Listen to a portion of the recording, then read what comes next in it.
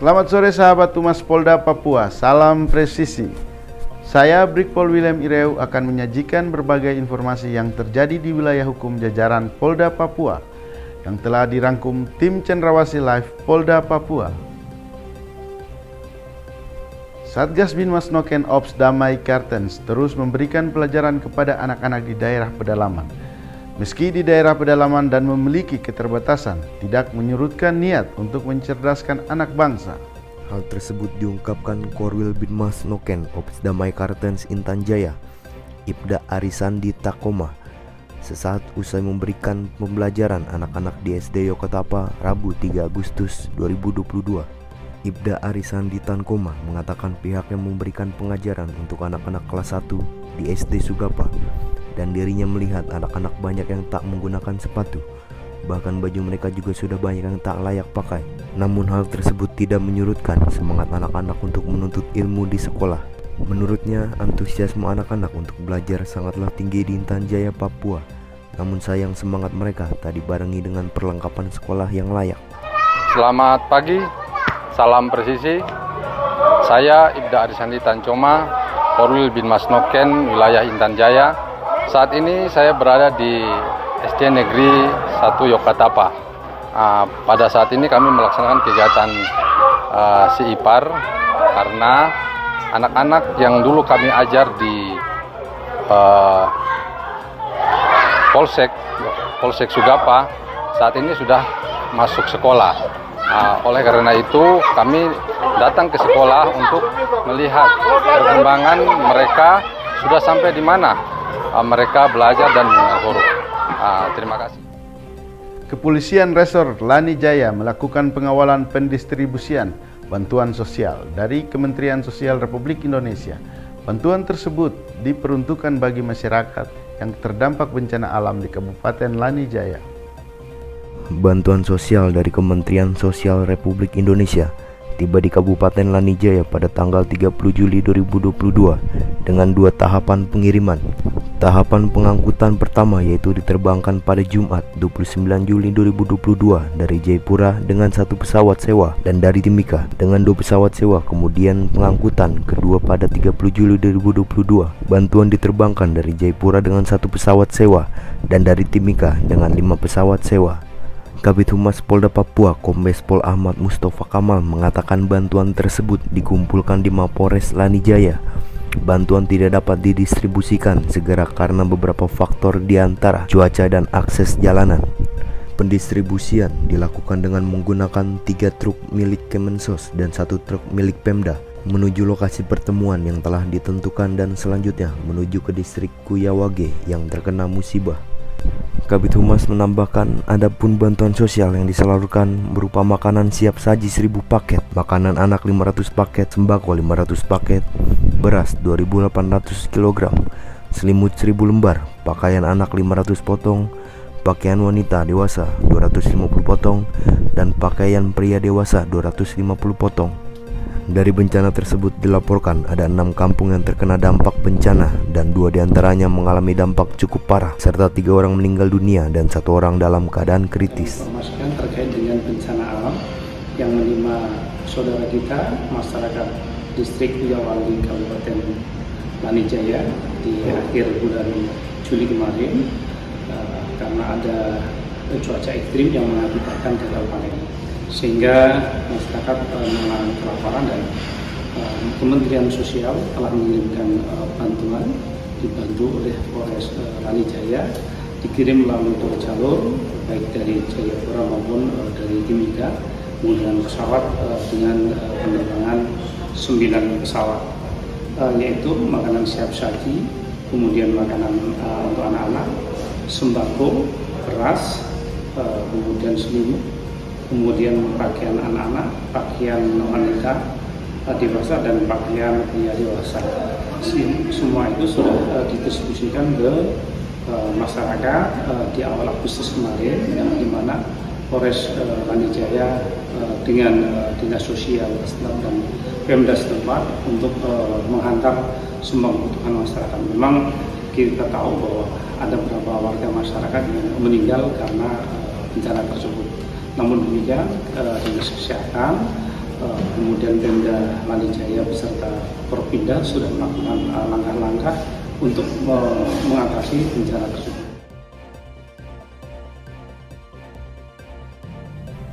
Dalam rangka mewujudkan generasi muda yang pandai membaca, Binmas Noken Ops Damai Kartens di wilayah Puncak gencar melaksanakan program polisi Piajar di distrik Ilaga, Kabupaten Puncak. Personil Satgas Binmas dan Satgas Preventif Ops Damai Kartens pada kali ini mengajarkan anak-anak membaca dan menulis yang bertempat di halaman kantor Bupati Kabupaten Puncak. Ibdayan Amambrau mengatakan pihak kepolisian akan terus menggalakkan program polisi Piajar dengan harapan anak-anak di distrik Ilaga ini menjadi pandai dalam membaca, menulis, dan berhitung. Dalam pelaksanaannya, pihaknya mengajarkan anak-anak belajar mengenal huruf, membaca, berhitung, dan memberikan wawasan kebangsaan. Ia menambahkan anak-anak terlihat sangat antusias mengikuti kegiatan tersebut. Hal itu tampak dari tawa ceria mereka, terutama ketika anak-anak diberikan hadiah saat bisa menjawab pertanyaan yang diberikan oleh personil. Aktivitas keseharian masyarakat di Kabupaten Intan Jaya sampai saat ini masih berjalan normal dan tak ada gangguan Kamtibmas. Situasi yang kondusif itu ungkap Ibda Arisandi Tankoma Esa selaku Korwil Binmas Noken wilayah Intan Jaya pada Selasa 2 Agustus 2022 pagi. Ia mengatakan bahwa situasi di Kabupaten Intan Jaya saat ini dalam keadaan aman dan kondusif. Aktivitas perekonomian di pasar berjalan normal tanpa ada gangguan. Saat ini saya berada di Pasar Yokatapa, Kabupaten Intan Jaya. Dapat terlihat masyarakat di sini sedang melakukan aktivitas berjualan, berdagang. Situasi Kamtibmas saat ini di Kabupaten Intan Jaya, khususnya di Kota Sugapa, dalam keadaan aman dan kondusif. Dirinya juga menjelaskan bahwa masyarakat di kampung-kampung pedalaman Intan Jaya banyak berdatangan untuk berdagang. Terlihat juga mereka dalam berdagang berjalan dengan lancar tanpa ada gangguan. Ibda Aris berharap situasi di Kabupaten Intan Jaya tetap kondusif dan dapat terus berjalan dengan baik. Polres Tolikara turun jalan memberikan himbauan secara mobile guna mengatasi buntut pemalangan jalan Trans Wamena Karubaga Puncak Jaya di distrik Puganeri yang mengakibatkan munculnya isu naiknya harga BBM dan sembako. Polres Tolikara AKBP Diki Hermansyah Saragih Esos saat dikonfirmasi menyatakan pihaknya telah melakukan langkah-langkah preventif akan terjadinya kenaikan harga BBM maupun sembako dengan cara memberikan imbauan-imbauan kepada para pedagang yang ada di wilayah Kabupaten Tolikara mengenai aksi pemalangan jalan Trans 3 kabupaten tersebut. Pihak kepolisian telah melakukan negosiasi kurang lebih sebanyak 3 kali kepada masyarakat distrik Puganeri. Namun pembukaannya belum berhasil dikarenakan masyarakat yang bersikeras menginginkan 3 bupati baik Kabupaten Lanijaya, Tolikara, Puncak Jaya datang kepada mereka dengan membawa uang denda adat masing-masing sebesar 1 miliar. Dan hari ini pihak kepolisian juga akan kembali melakukan negosiasi pembukaan palang jalan tersebut. Kapolres mengajak kepada masyarakat, khusus para pedagang baik itu pedagang sembako maupun BBM, agar senantiasa tidak menaikkan harga sembako maupun BBM.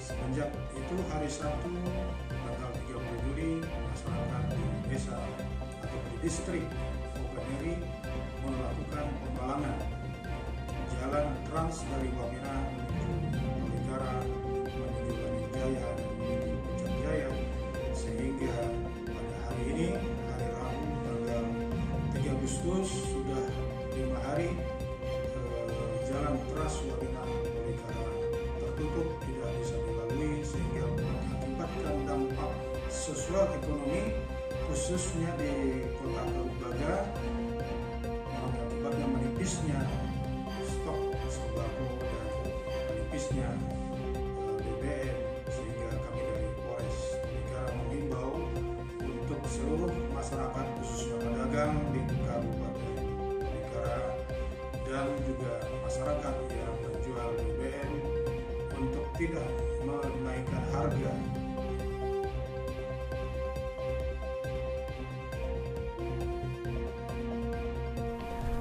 Menyambut Hari Kesatuan Gerak Bayangkari atau HKGB ke-70, Ketua Bayangkari Cabang Jayawijaya serahkan 5.000 paket sembako kepada masyarakat Jayawijaya.